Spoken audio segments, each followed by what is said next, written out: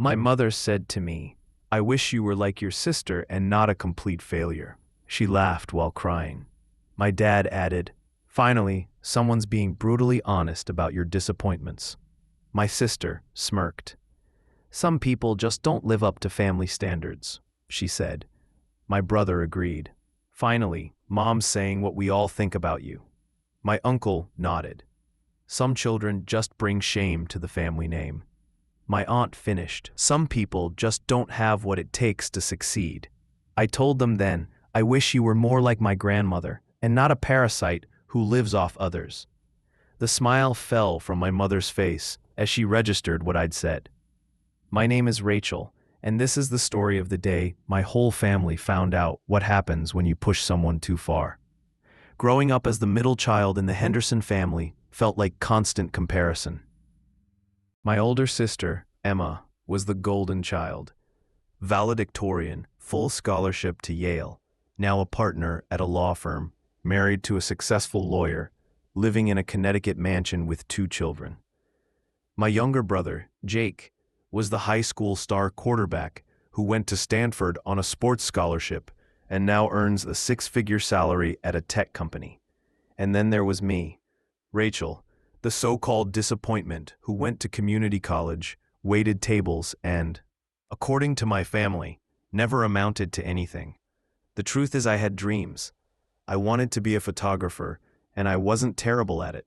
But every time I mentioned photography, my mother, Linda, rolled her eyes and dismissed it as not being a real career. My father, David, never defended or encouraged me. He just nodded. Emma would smirk and say people should be realistic about their limits. Jake chimed in with cutting remarks about me living in a fantasy world. The criticism wasn't occasional. It was constant. Family dinners, holidays, phone calls, everything became a reminder of my supposed failures compared to my siblings. By 23, still working at the diner, my mother introduced me to her friends with patronizing phrasing. "This is Rachel. She's still figuring things out." When Emma made partner, the family celebration turned into a lecture about how I should follow Emma's example and get serious. None of them knew that while they mocked my hobby, I was quietly building something. I practiced photography in secret, built a portfolio, and picked up small gigs, engagement shoots, family portraits, local events. The money was modest at first, but I cared about it and improved. Some of my photos were featured in local magazines. I began booking weddings. After years of having my dreams dismissed, I protected my work and waited until I had something substantial to share. Something they couldn't easily dismiss. The breaking point came at last Christmas. I had just booked my biggest client yet, a wealthy family's daughter's wedding that would pay more than 3 months' wages at the diner and could open bigger doors. I was excited and felt for the first time in years like I was moving forward. The whole family was at my parents' house in suburban Chicago. Emma with her husband Michael and their kids Madison and Connor, Jake from Milwaukee with his girlfriend Sarah, my Uncle Tom and his wife Patricia, and even Great Aunt Dorothy. It should have been celebratory, but from the moment I arrived, I felt the familiar tension. Emma dominated the room talking about her latest case and a feature she'd received as a rising legal star. Everyone fawned over her. Jake talked promotions and bonuses. The conversation naturally shifted to accomplishments. "Rachel, honey, are you still working at that diner?" Aunt Dorothy asked with what she meant as concern, but which sounded like pity. "Yes," I said, keeping my voice steady. "Oh, sweetie," my mother said with a fake sympathy. "Don't you think it's time to consider something more substantial? You're 28. "Mom, I'm doing fine," I replied, bracing myself. Emma laughed, not kindly. "Fine doesn't mean working a teenage job for pocket money." "When are you getting a real career?" she asked. Jake, not looking up from his phone, added that it was embarrassing when people asked what my sister did. My father offered a version of commentary. "Honest work is fine, but ambitious work is better. Look at your siblings. Maybe it's time you set goals." I told him I had goals. Emma challenged me. "Please don't tell me you're still playing with that camera." The room quieted.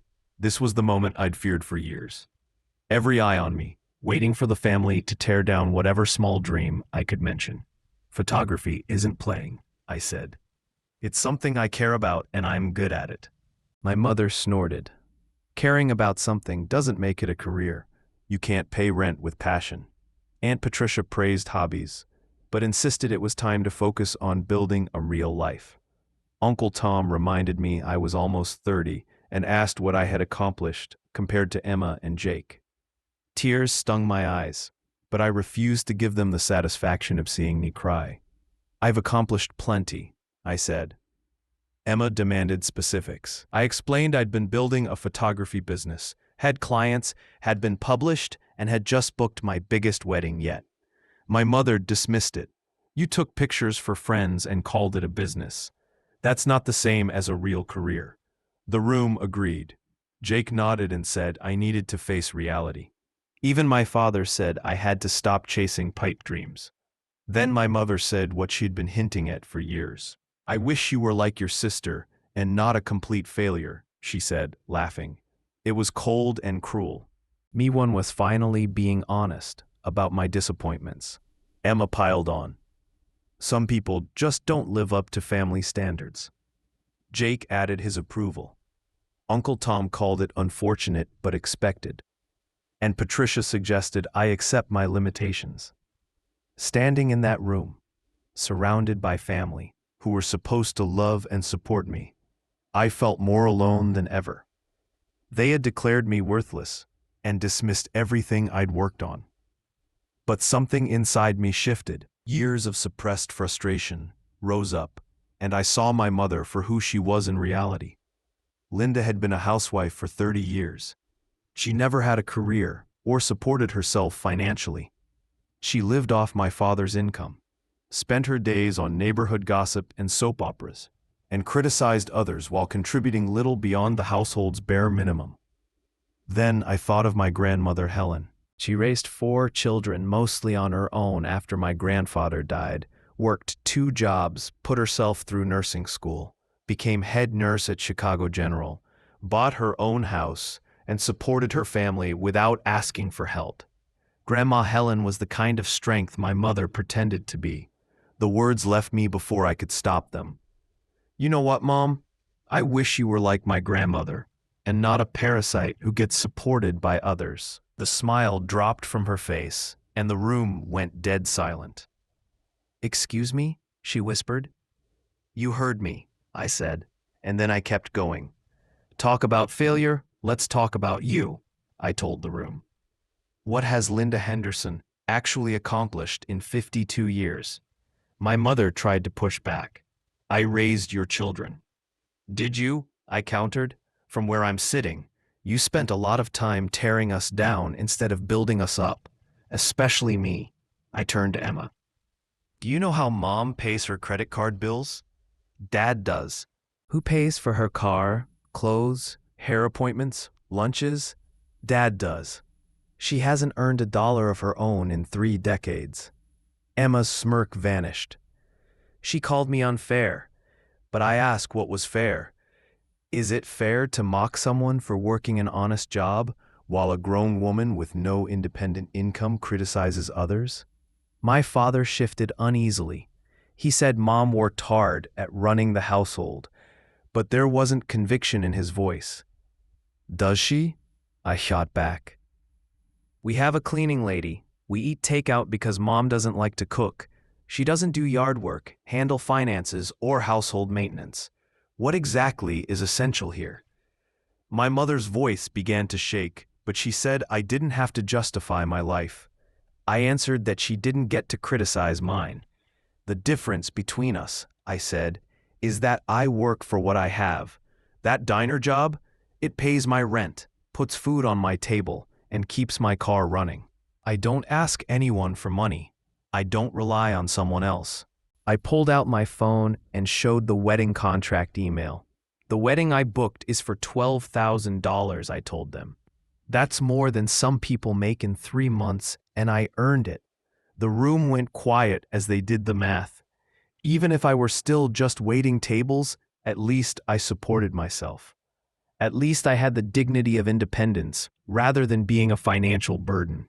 My mother began to cry, but I remembered her earlier laughter, and the guilt faded. What's more shameful? I asked.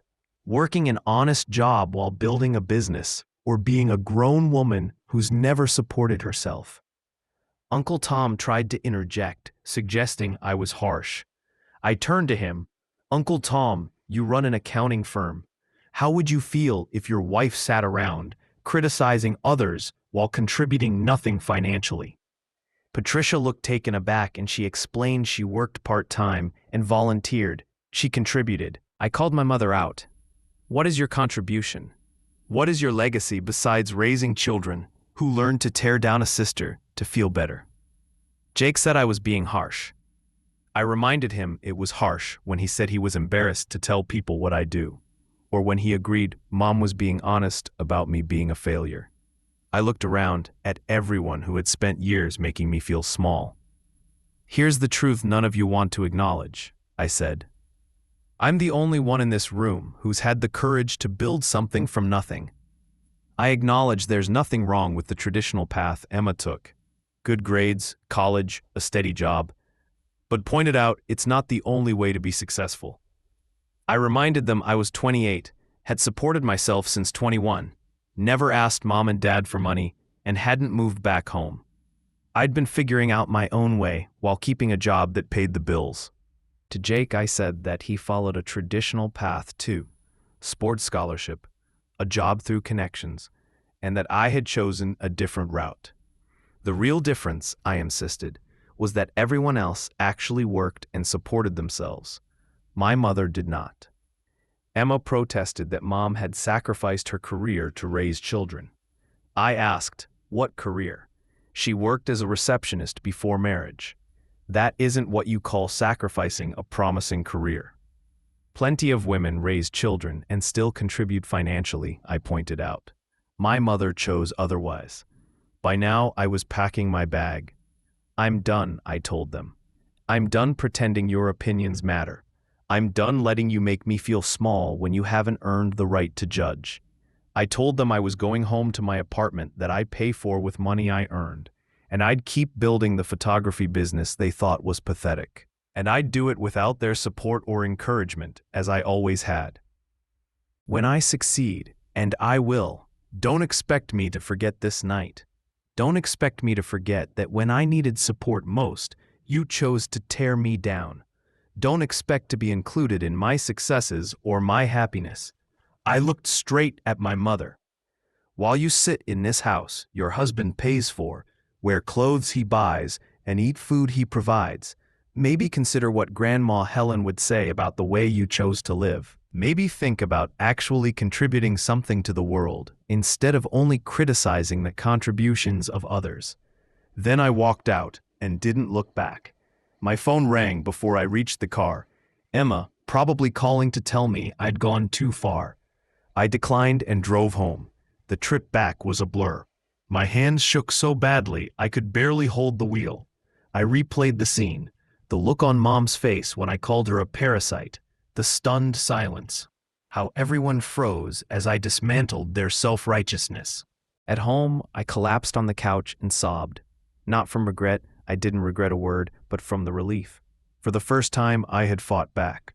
I refused to be their punching bag, and that felt enormous. My phone buzzed non-stop, so I put it on silent. I needed space to process without their voices telling me I'd done the wrong thing. In the bathtub, I thought about Grandma Helen, the one person who never made me feel small. When others mocked my dreams, Grandma would pull me aside and say, "Don't let anyone define your worth. You define it by your actions, your kindness, and your determination." She died when I was 16, and I missed her every day. In that tub, I realized I'd become the woman she would have wanted me to be, supporting myself, pursuing my dream, and refusing to let blood ties excuse abuse. The next few days felt strange. I expected guilt, second-guessing, a desire to apologize. None of that came. I felt lighter, like a weight had been set down. I threw myself into work at the diner, edited photos, and reached out to clients. The wedding I'd mentioned at the confrontation was 5 weeks away, and I was determined to make it perfect. not to prove them wrong, but to prove to myself I could. A week after Christmas, my coworker Sandra, a single mom in her 50s, noticed something different. "Girl, you're glowing. Meet someone?" she asked. I laughed and told her about the confrontation and standing up after years of emotional abuse. Sandra listened, anger growing. "Oh, hell no. Family doesn't treat family like that," she said. "You were just too nice for too long. Sometimes kindness reads as weakness until you push back." She was right. I'd tolerated their cruelty, hoping to win their approval, but they didn't want me to be worthy. They needed me to be the failure to feel better themselves. That afternoon, my cousin Michelle called. We'd been close as kids but drifted apart. She said my dad had told her his version and asked for mine. I laid out the truth, the years of emotional abuse and the Christmas confrontation. Michelle was quiet, then said she had no idea it was that bad. She'd noticed they picked on me more, but thought it was sibling rivalry. It wasn't rivalry, I told her. It was systematic, meant to make me feel worthless. She believed me. She even agreed the Parasite comment was harsh, but not wrong. Hearing someone else acknowledge what I'd known felt validating.